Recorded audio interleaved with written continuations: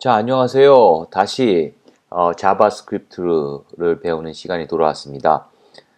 지난 시간에 우리가 컨디셔널 오퍼레이터, 조건 연산자에서 배웠죠.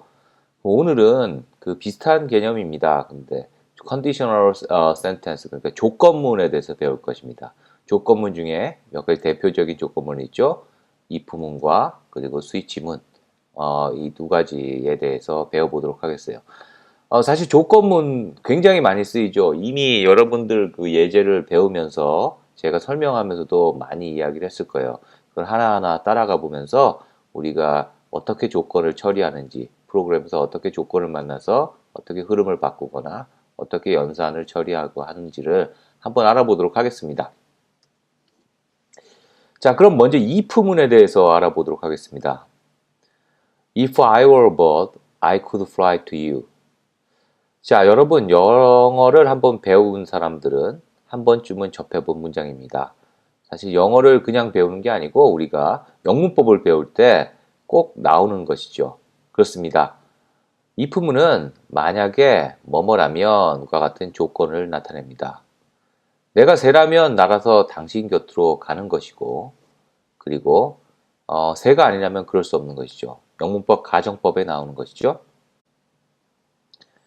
단순히 if 조건 하나를 물어보고 해당하는 내용만 처리할 수도 있지만 그렇지 않은 경우에 대한 처리도 가능합니다. 어떤 경우가 있을까요? 내가 만약 새라면 날아서 당신 곁으로 가는 것이고 지금같이 단순하게 처리할 수 있죠? 그런데 새가 아니라면 걸어서 당신 곁으로 가게 할 수도 있습니다. 이럴 때 사용하는 것이 if, else 구문입니다. 자, 그렇게 어렵지는 않죠. 그런데 조건을 처리하는 문장은 하나일 수도 있지만 여러 명령을 수행하는 경우도 있습니다. 지금까지는 날아서 당신 곁으로 가는 하나의 명령을 수행했습니다. 그런데 내가 새라면 날아서 당신 곁으로 가는 명령과 당신에게 노래를 들려주는 명령, 그리고 당신의 눈빛을 쳐다보는 명령까지 수행한다고 생각할 수 있습니다. 이처럼 복수의 명령을 처리해 줄 때는 처리하고자 하는 내용 전체를 커리 브래켓 기호로 묶어줍니다. 우리는 이것을 블록이라고 부릅니다. 이제는 좀 더 복잡한 경우를 생각해 보겠습니다. 하나의 조건만 물어보는 것이 아니고 연속해서 질문하는 경우도 있습니다. 이때는 if, else if 구문을 사용합니다. 자, 어떤 경우가 있을까요? 온라인 쇼핑몰의 예를 들어보겠습니다.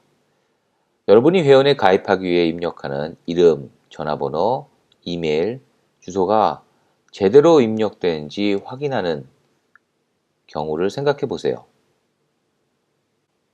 만약에 이름을 제대로 입력하지 않으면 이름을 다시 넣으라고 하고, 전화번호를 잘못 넣으면 전화번호를 다시 넣으라고 하고,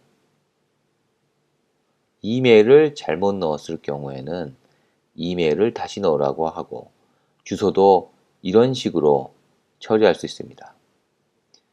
이렇게 몇 가지 조건을 연속적으로 처리하려 할 때 사용하는 것이 if, else if 구문입니다. 자, 그림처럼 보이면 되죠? 이번에는 if문을 중첩해서 사용하는 경우를 생각해 보겠습니다. if문 안에 다른 if문을 사용하는 것이죠. 만약 내가 새라면, 그리고 당신을 사랑한다면 날아서 당신 곁으로 가겠다는 것입니다. 먼저 내가 새인지 if 조건을 확인한다면 새일 경우 다시 당신을 사랑하는지 조건을 한 번 더 확인하는 경우입니다. 이런 로직은 우리가 프로그래밍 하면서 많이 사용하게 됩니다. 그럼 다음으로 배울 조건문, conditional sentence는 스위치 구문입니다. 스위치문도 if 문 처리 조건에 따라 명령을 처리하는 구실을 합니다. if문은 하나의 경우에 대한 조건을 비교했다면 스위치문은 한 번에 여러 가지 경우를 비교할 수 있습니다. 물론 if, else if 문을 사용하면 여러 가지 조건을 비교할 수 있지만 스위치문은 하나의 조건에 해당하는 여러 가지 경우에 대해서 처리합니다. 각 경우에 대한 처리를 위해서 케이스문을 사용하고 어떤 상황에서도 해당하지 않을 경우는 디폴트 문을 통해 처리합니다. 그리고 조건식은 스위치문에 기술하게 되는 것이죠.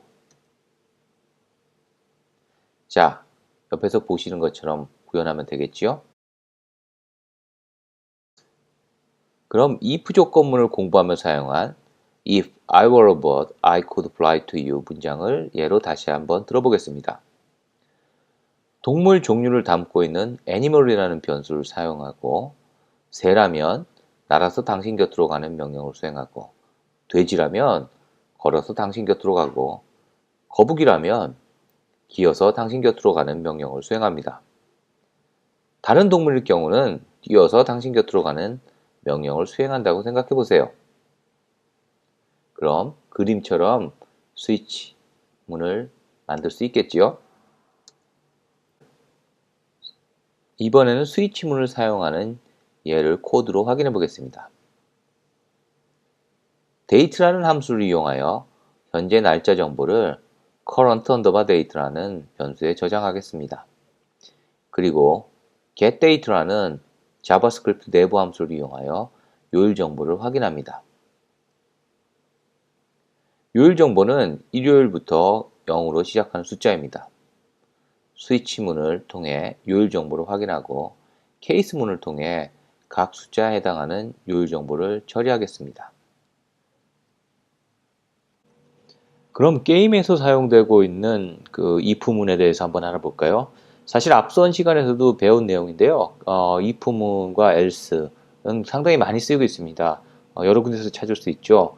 그 몰게임 다시 한번 볼까요? 몰게임 보면은 저기서 보시는 것처럼 만약에 게임의 시간이 30초 이상 남았으면 2초 간격으로 스케줄링을 하라. 2초 간격으로 줄여주고 아니면 1초 간격을 줄여주라. 이렇게 사용되고 있습니다. 체크타임 펑션에서 보면은 시간이 그 0초보다 큰지 안 큰지를 체크하죠. 당연히 0보다는 커야지 우리가 게임을 실행할 수 있죠. 만약에 0보다 크지 않다면 작아지는 순간에 여기 보면은 게임의 is timeout이 true가 아니면이죠. 그럴 경우에는 바로 여기서 우리가 그 show message에서 스코어는 이렇게 됩니다 라고 하고 is timeout이라는 변수를 우리가 불리한 값을 true로 해서 게임이 중지되도록 이렇게 하고 있죠. 만약에 시간이 남아 있으면은 다시 한번 이 부문을 중첩해서 사용하죠. 30초보다 크냐?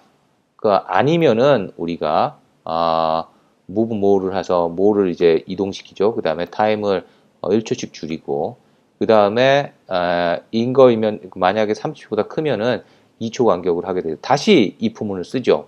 그 다음에 wait count가 0보다 크냐라고 물어봐요. 그 다음에 0보다 크면은 move more를 해서 2초를 빼고 그 다음에 wait count를 0으로 해주고 아니면 하나씩 늘리죠. 왜 wait count를 넣냐 하면은 2초 간격마다 한 번씩 움직이기 위해서 이렇게 사용하고 있어요. 보시는 것처럼 if문, else문 이렇게 중첩해서 많이 사용하고 있습니다. 프로그램 하면서 if문은 굉장히 많이 사용하는 조건문은 굉장히 많이 사용하게 되죠. 그럼 다음으로 이제 그러면은 브릭 브레이커 게임에서도 한번 볼까요? 뭐 역시 브릭 브레이커에서도 여러 군데서 if문이 사용되는데 그 중에서 한 군데만 보고 갈까요?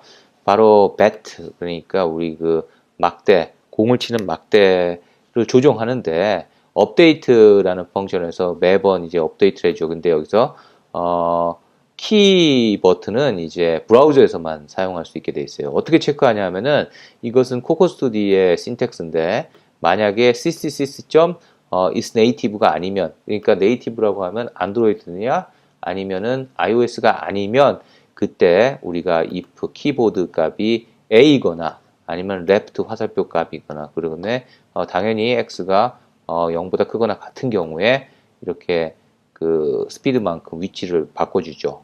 그 다음에 반대로 마찬가지고 right면은 오른쪽으로 바꿔주는 이런 식의 기능을 우리가 if 조건문을 통해서 구현할 수 있습니다. 자, 이제 조건문에 대해서도 알아봤고요. 다음 시간에는 우리가 반복문에 대해서 배워보도록 하겠습니다. 그럼 감사합니다. 다음에 뵙도록 할게요. 혹시 아직도 채널을 구독하고 있지 않으시다면 바로 구독 버튼을 눌러주세요. 다른 좋은 동영상도 즐겨보세요. 제 홈페이지나 블로그에는 더 많은 좋은 자료들이 있습니다.